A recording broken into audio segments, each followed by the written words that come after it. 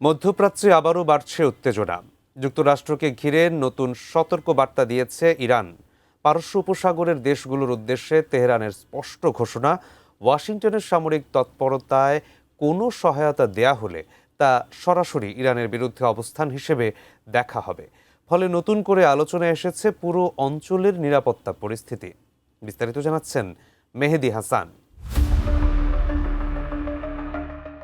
মধ্যপ্রাচ্যের উত্তেজনা সময়ের সাথে সাথে পাল্লা দিয়ে বাড়ছে। যুক্তরাষ্ট্র ও ইরানের দীর্ঘ টানাপোড়েনের মধ্যে এবার সরাসরি সতর্কবার্তা দিল তেহরান। ইরানের সশস্ত্র বাহিনীর প্রধান মেজর জেনারেল আলী আবদুল্লাহি বলেছেন, পারস্য উপসাগরীয় অঞ্চলে থাকা সামরিক ঘাঁটিগুলোর প্রতিটি তৎপরতা নিবিড়ভাবে পর্যবেক্ষণ করছে ইরান।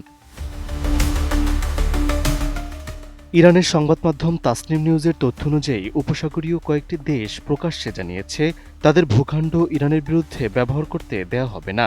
তবে এমন আশ্বাসের পরও এসব দেশের সামরিক কার্যক্রম নিয়ে সতর্ক করেছে তেহরান। আলী আবদুল্লাহির ভাষ্য, ইরানের পর্যবেক্ষণ ব্যবস্থার বাইরে আঞ্চলিক ঘাঁটিগুলোতে কিছুই ঘটছে না। উন্নত মানের কাঁচামাল আরআইএল অ্যাঙ্গেল এন্ড চ্যানেল, এখন কাঠের দিন শেষ, আরআইএল এর বাংলাদেশ। ইরানের এই শীর্ষ সামরিক কর্মকর্তা দাবি করেছেন, সাম্প্রতিক সময়ে এই অঞ্চলের বিভিন্ন ঘাঁটিতে উল্লেখযোগ্য সংখ্যক সামরিক বিমান মোতায়েন করা হয়েছে। বিশেষ করে আকাশে জ্বালানি সরবরাহকারী ট্যাঙ্কার বিমানের উপস্থিতি তেহরানের নজরে এসেছে। তার মতে এসব দেশগুলোর অজান্তেই এ ধরনের সামরিক তৎপরতা পরিচালিত হচ্ছে তা বিশ্বাস করা কঠিন। এ সময় আরও কঠোর অবস্থানের কথা জানান আলী আবদুল্লাহি। তিনি বলেন, যুক্তরাষ্ট্রের সামরিক বাহিনীকে কোনো ধরনের সহযোগিতা, সুযোগ বা সুবিধা দেওয়া হলে সেটিকে শুধু সহায়তা হিসেবে দেখবে না ইরান, বরং ইরানের বিরুদ্ধে সম্ভাব্য সামরিক কর্মকাণ্ডে সরাসরি অংশগ্রহণ হিসেবেই বিবেচনা করা হবে।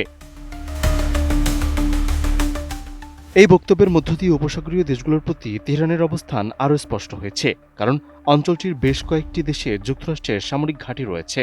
এসব ঘাঁটি থেকে বিমান পরিচালনা, নজরদারি কিংবা অন্যান্য সামরিক সহায়তার সুযোগ রয়েছে ওয়াশিংটনের।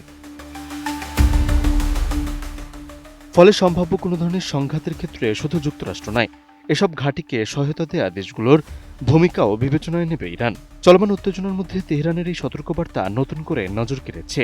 তাই উত্তপ্ত এই পরিস্থিতি কোন দিকে গড়ায়, এখন সেদিকেই তাকিয়ে রয়েছে পুরো বিশ্ব।